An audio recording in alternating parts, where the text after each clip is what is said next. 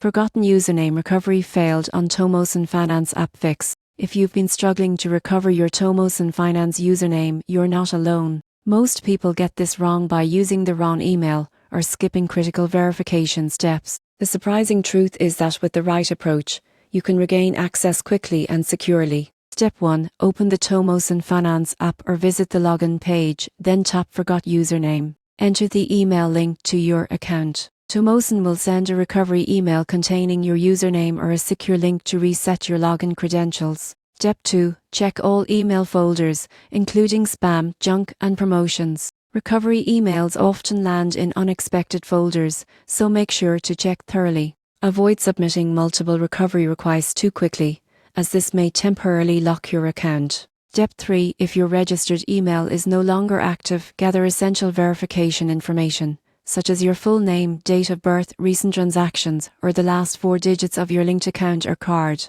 Contact Tomoson support directly with these details to expedite the recovery process. Step 4. Once you've recovered your username, store it safely in a secure note or password manager.